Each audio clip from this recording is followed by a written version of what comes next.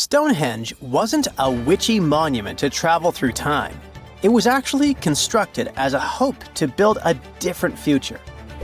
Recent research just found out that the monument was probably raised as an attempt to reunite the Britons during a period of big division. The thread of this story lies on the altar stone, the monument's most iconic rock. For years, scientists believed that the stones used in Stonehenge, including the altar stone, came from the nearby Preseli Hills in Wales. In this scenario, Stonehenge would have been built by a local community, that is, Neolithic people who would have found easy-to-access materials to build a ceremonial mound, a sundial calendar, and a final resting place, all in one. Things changed when another discovery was made. In 2018, leading-edge research pointed that the altar stone actually came from the River Tay region in northeastern Scotland, which is located over 400 miles away from Stonehenge. Scientists found similar rocks as such in Scottish monuments. You see, the altar stone is a recumbent stone, laying on its side. Many of the rocks were found in ceremonial stone circles in Scotland, and they are unique to this region. When this discovery broke through, it got archaeologists thinking. Maybe Stonehenge wasn't just a local project, but a wider collaboration between different tribes and communities across Britain. To understand this, we need to rewind to around 3000 BCE. That's when Britain still wasn't a unified country per se. Rather, it was a patchwork of tribes such as those coming from southern or eastern Europe, each with their own customs and beliefs. As an island, Britain's population changed many times. Britain was mainly composed of farmers who descended from people from the Middle East and arrived on the land around 6,000 years ago. This group thrived in the area until 2500 BCE, when another group coming from the regions of the Netherlands and Germany started to appear. These ones, also known as the Beaker people, were responsible for the large population turnover that Britain experienced during the Neolithic period and the years that followed. The Beakers were called so because of a specific type of pottery they used to make and bury their loved ones with after their passing. It's possible that the original dwellers of the land didn't like it that their land was being repopulated. And what researchers suggest is that Stonehenge was this attempt to reunite the original Neolithic farmer population and regain some type of identity control over their land. They would have invested a lot of time and energy in bringing the altar stone all the way down from Scotland, without the help of wheel technology, for example. You see, the wheel had already been invented in Lower Mesopotamia, but since there was no Wi-Fi at the time, the Brits weren't aware of this technology until much later on. This whole territorial crisis could have driven locals to use their resources to move the altar stone to Salisbury Plain in England in order to reunify the land. You see, Stonehenge wasn't built in one go. Its history dates to around 3000 BCE. That's when the monument was just a circular ditch and bank known as a henge. Inside, they placed wooden posts and possibly totem-like carvings. This version of Stonehenge wasn't about rocks yet. It was more of a ritualistic place and possibly a final resting place. They found several cremation pits from this period, making it the oldest resting place in all of Britain. It was only around 2600 BCE that the blue stones came around. The naming might be a bit misleading since they're not literally blue rocks. They have a bluish tinge to them when they're freshly broken, hence the name. These smaller rocks probably came from the Preseli Hills in southwest Wales, which is about 150 miles away from Stonehenge. Some researchers say that the ancient ones believed that blue stones had healing qualities. So we can maybe guess why they went through all of the trouble to move them from Wales to Salisbury Plains, huh? A little bit later than that, circa 2500, that's when we start having the Stonehenge we know and love today. That's when the Sarsen stones started to arrive. The Sarsens are Stonehenge's huge stones. I mean, each sarsen can weigh around 25 tons. That's as much as 3 African elephants stacked together. The Sarsens make that iconic outer ring circle. Supposedly, that's also when the altar stone was moved from Scotland directly to the heart of Stonehenge. The altar stone is the largest of the blue stones used to build Stonehenge. Today, the altar stone lies recumbent at the foot of the largest trilithon of the monument. In case you don't know, the trilithons are the horizontal stones used to form those famous arches we see today. And here's where the story takes a twist. For nearly a century, scientists believe that the altar stone came from the same area as the blue stones, the Preseli Hills in Wales. It made sense back then. If you're already hauling stones from Wales, why not grab a special one to be the so-called altar? Except that theory started crumbling in 2018 when a team of researchers decided to dig deeper. They used advanced geochemical analysis to pinpoint where the altar stone's sandstone actually came from, and it turns out it wasn't Wales. Instead, the results pointed north, specifically to the Orcadian Basin in northeastern Scotland, 400 miles from Stonehenge. This revelation changed the whole script of Stonehenge's story. How would they move the rocks, you may ask? Well, there's an old theory known as the ice road that suggests that the rocks were moved by natural icy pathways that formed during the winter. This way, they could slide the rocks down all the way to Stonehenge. But hey, if we're talking about a distance of over 100 miles, that's not too realistic. Anyways, this theory was debunked because it was warmer back then than it is today. There's also the river theory that suggests that the rocks were floating along the river from the quarry to the site. But if we're talking about Sarsen rocks, they're too heavy to float. So there goes this theory. What we're saying is, no one knows how the rocks were moved. Another interesting info came from all the research done in Stonehenge. A recent laser survey of the stones revealed the different stone working methods used and has shown that some parts of the monument were more carefully finished than others. In particular, the northeast side and the inner faces of the central trilithons were finely dressed. FYI, a trilithon is one of Stonehenge's most famous shapes. It's when 2 huge monoliths receive a third one on top of them, connecting the 2 together. This fancy word is just Greek for having 3 stones. But anyway, the bigger question, and maybe why Stonehenge is so famous, is why it was built in the first place.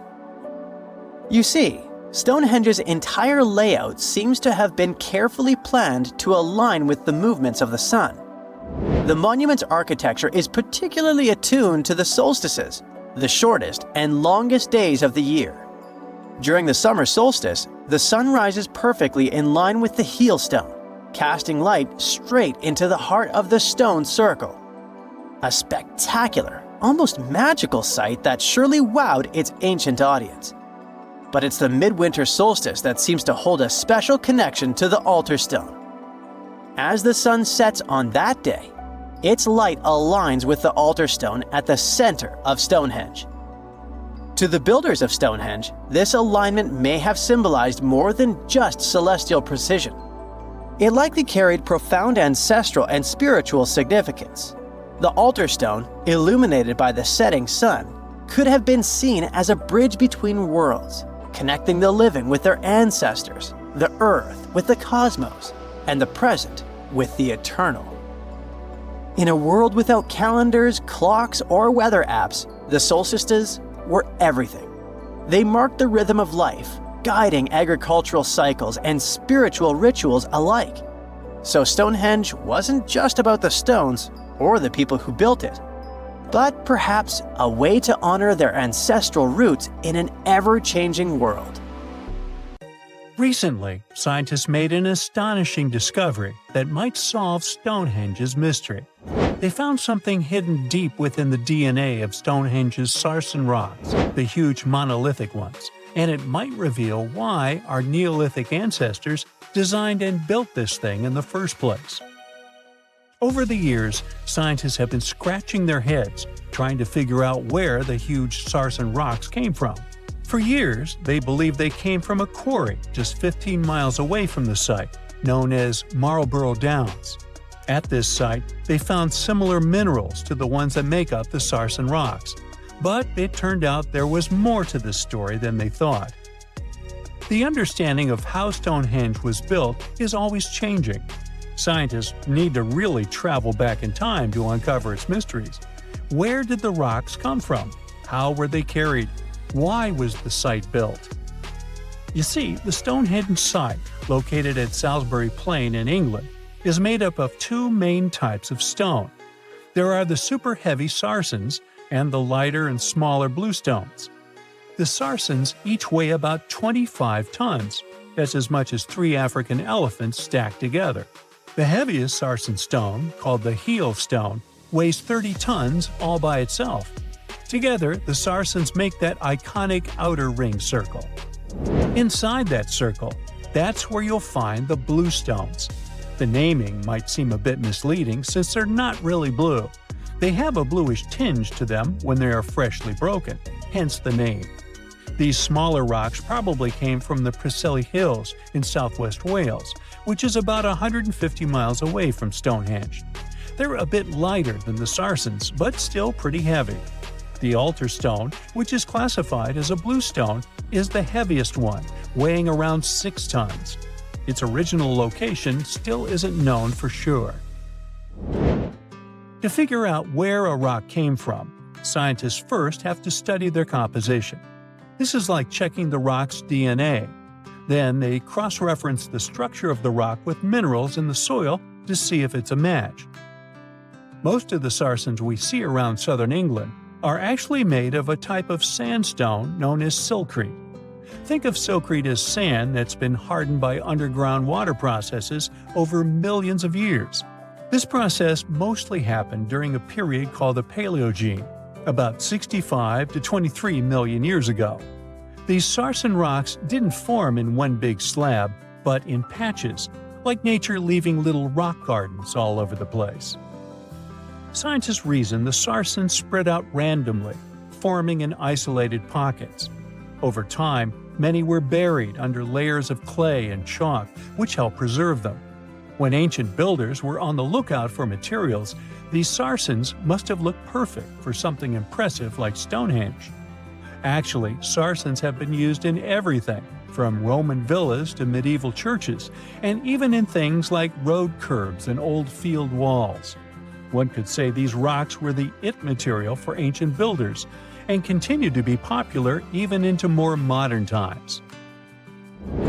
This fact made scientists start wondering that maybe not all Sarsen stones that were used to build Stonehenge came from the same place.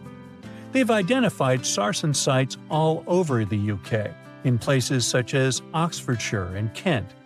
After hundreds of years of studying the Sarsens, geologists finally had the right type of technology to determine the origin of the stones. Now, I wish I could tell you that it was some undisclosed location very far away from the site. But, as it turned out, the Sarsens were originally from Westwoods, the forest near Stonehenge. A new factor came into play when excavations uncovered empty stone holes, showing that at least 6 bluestone pillars were removed from a Preseli Hills site called Wan Main in prehistory. They had a stone circle over there, and it's believed that some of Stonehenge's rocks were recycled rocks from this more ancient circle.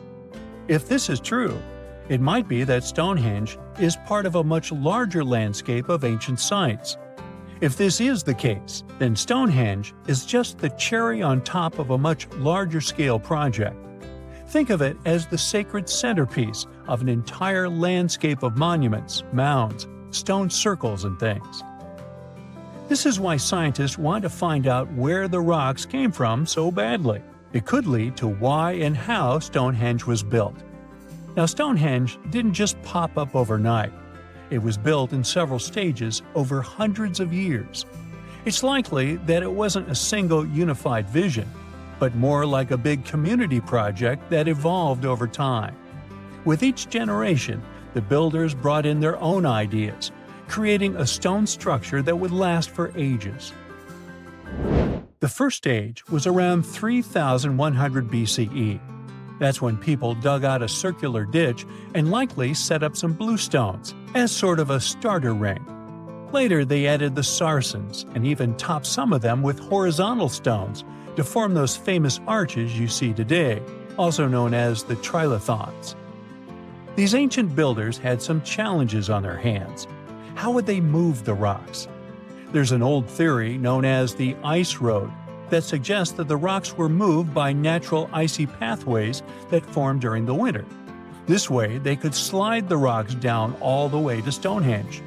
But hey, if we're talking about a distance of over 100 miles, that's not too realistic. Anyways, this theory was debunked because it was warmer back then than it is today. There's also the river theory, which suggests that the rocks were floated along the river from the quarry to the site. But if we're talking about Sarsen rocks, they're too heavy to float. So there goes that theory. What we're saying is, no one knows how the rocks were moved. Another interesting science tidbit came from all the research done in Stonehenge. A recent laser survey of the stones revealed the different stone working methods used, and has shown that some of the parts of the monument were more carefully finished than others. In particular, the northeast side and the inner faces of the central trilithons were finely dressed. FYI, a trilithon is one of Stonehenge's most famous shapes. It's when two huge monoliths receive a third one on top of them, connecting the two together. This fancy word is simply Greek for having three stones. But anyways, the bigger question, and the reason Stonehenge is so famous, is why it was built in the first place. Theories are all over the place, and some sound like they're straight out of a sci-fi show. So here's a rundown of the most popular ideas. There's, of course, the solar calendar theory. This one supposes that the stones are aligned with the movements of the sun, especially during the summer and winter solstices. During the summer solstice, the sun rises to the left of the heel stone, that's the lone stone outside the main circle, lighting up the entire monument. Some say it's the ancient version of a calendar, marking the year's longest and shortest days. Some archaeologists think Stonehenge might have been an ancient healing center.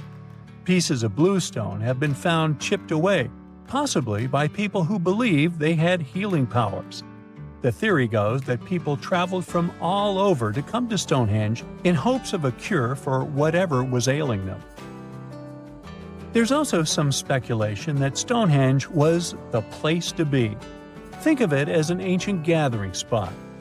Some evidence suggests that communities from distant areas traveled to Stonehenge for gatherings, feasts, and ceremonies. Studies of bones found near the site show they came from all over Britain, making it a sort of prehistoric meetup location. The majority of us have believed for a really long time that Stonehenge, one of the most iconic monuments in the world, was an ancient calendar because of its alignment with the summer and winter solstices. But no one could figure out how it really worked. Now, a team of researchers have come out with another study.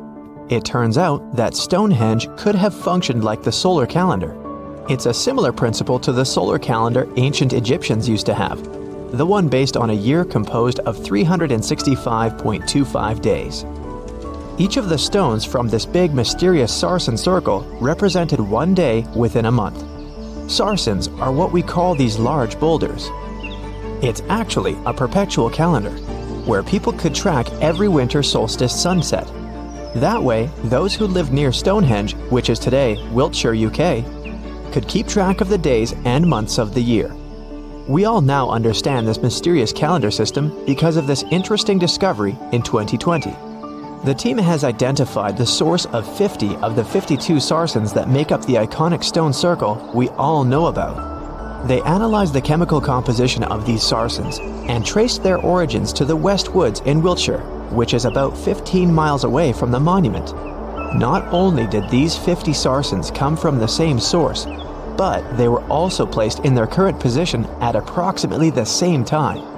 They make the outer circle of Stonehenge, together with a horseshoe-shaped inner ring.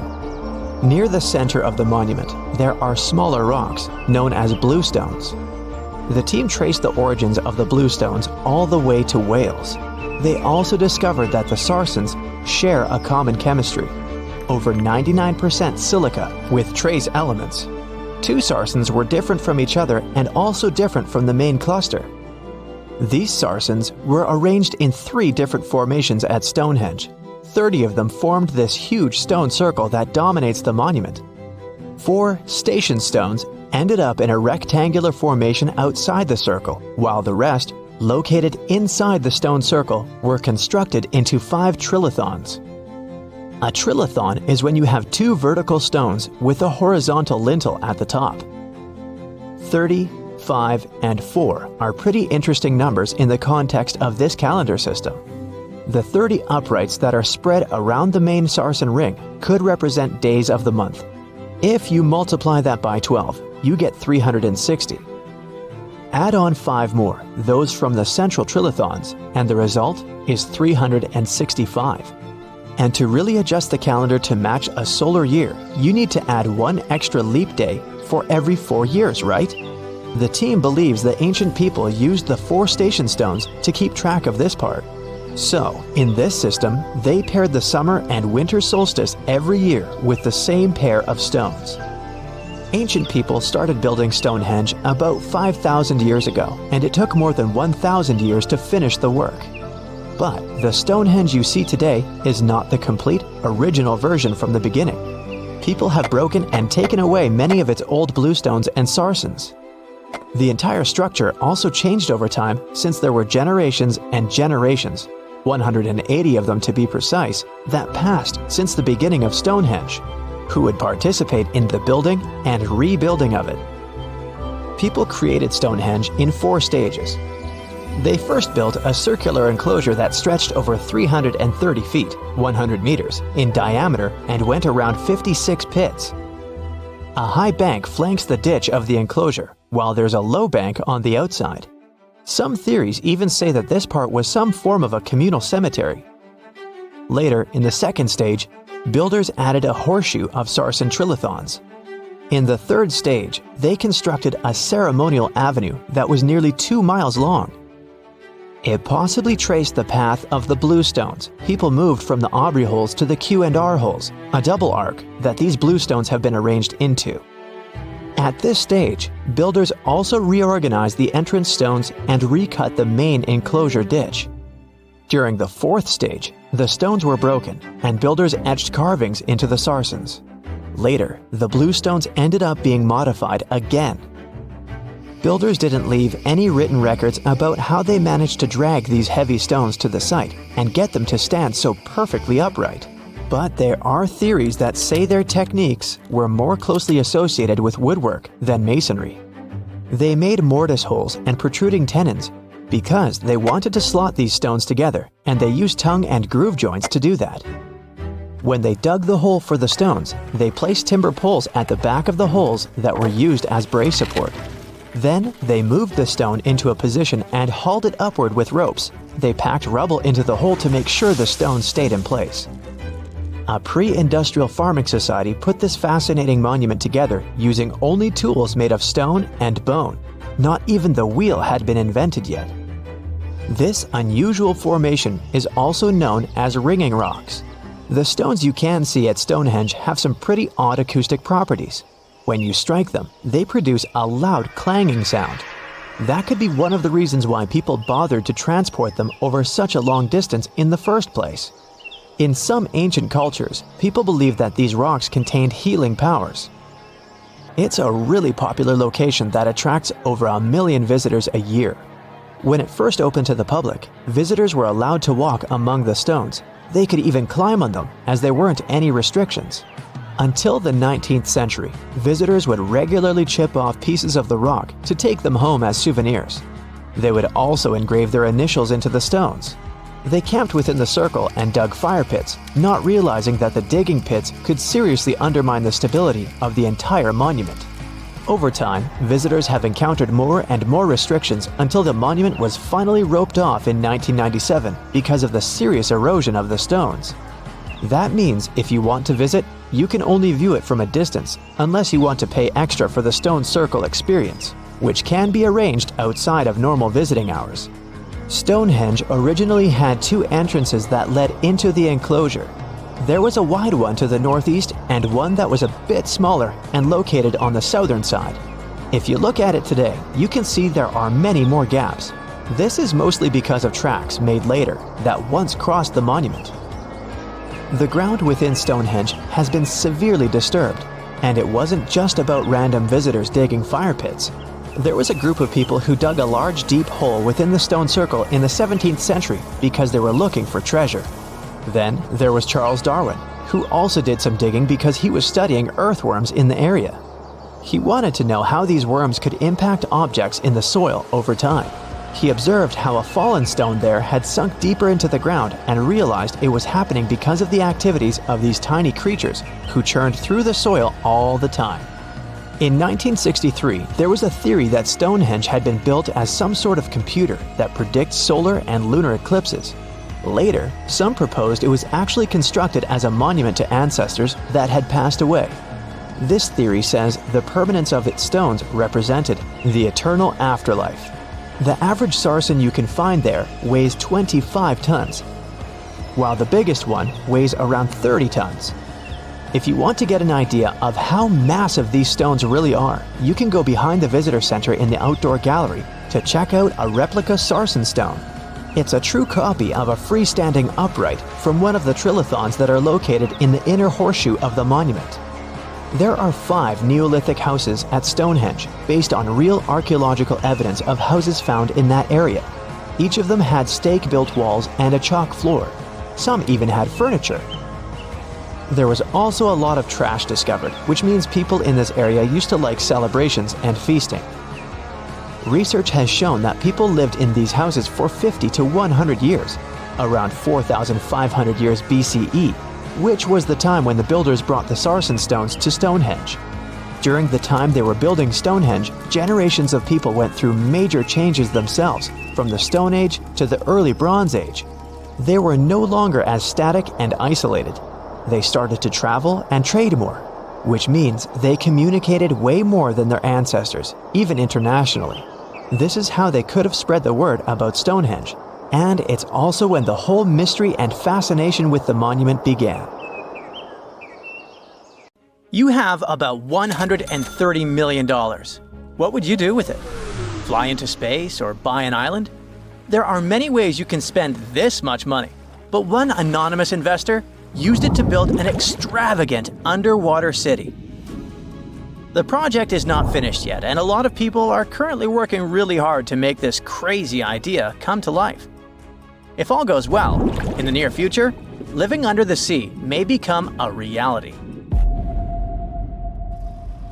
In the past century, there was a limestone quarry near the Welsh border in England.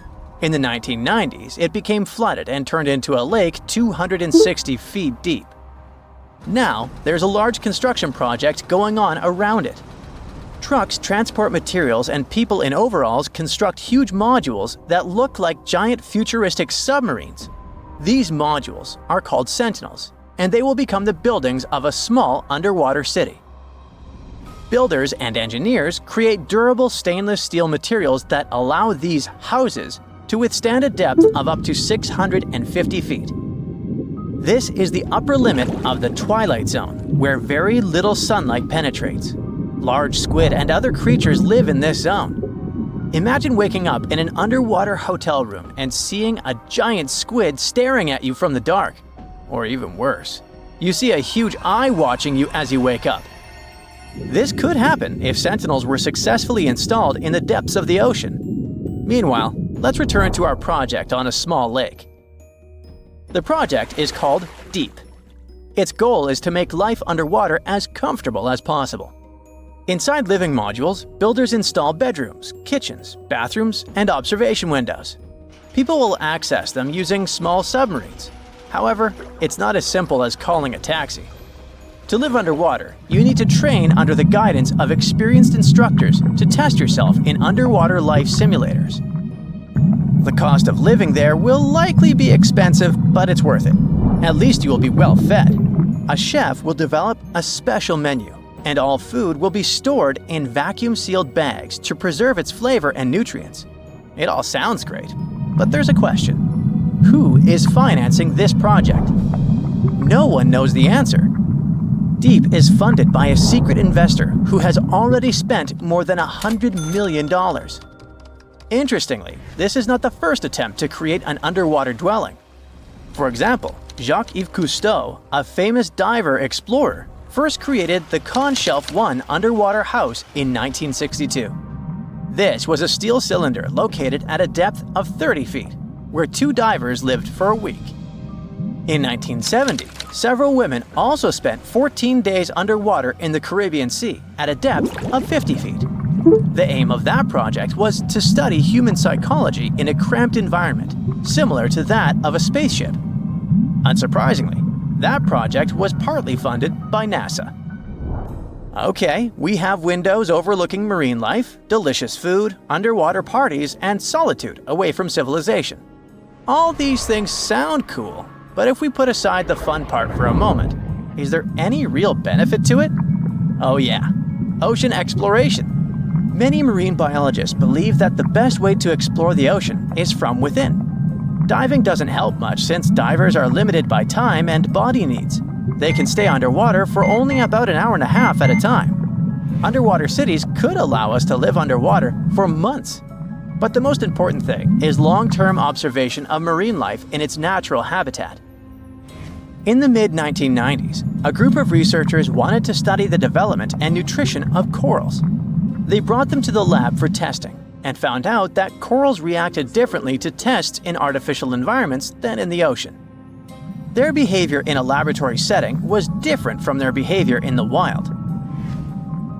Underwater cities could also provide work for archaeologists who study the remains of ships that have sunk throughout history.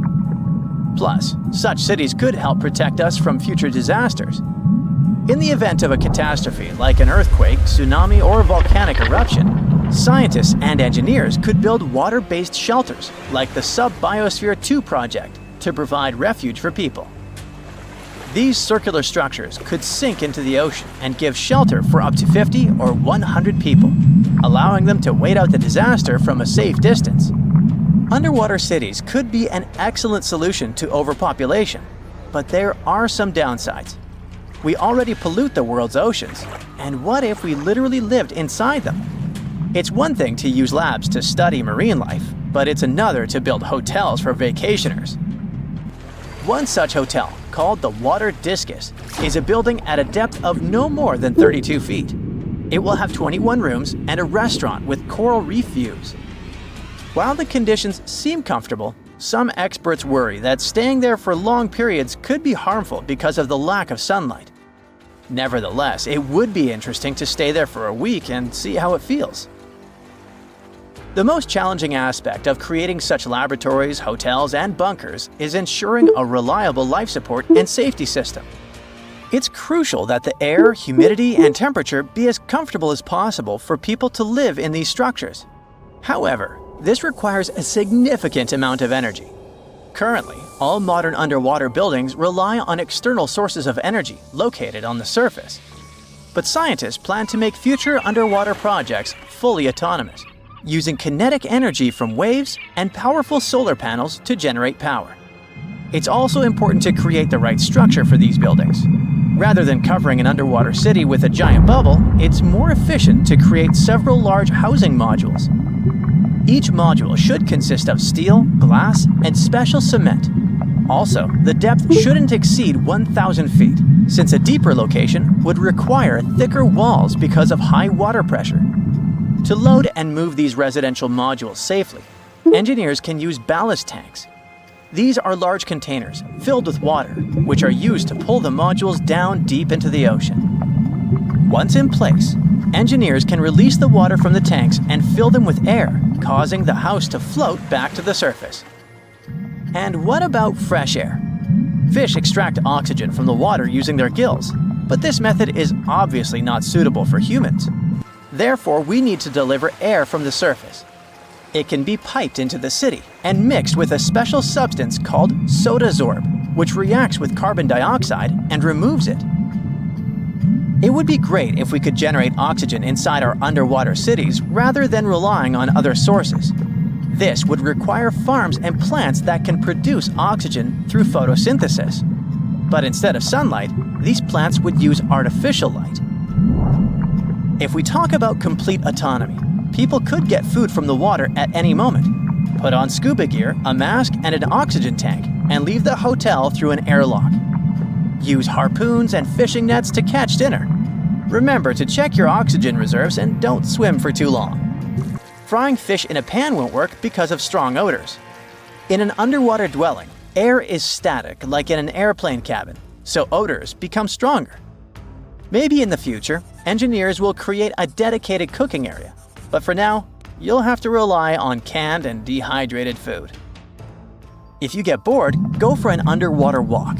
Instead of carrying oxygen tanks, use hollow tubes connecting your mask to an air source inside your home. But don't forget that you can't go too far because the length of the tube is limited. Air, food, safe construction. What else? Drinking water.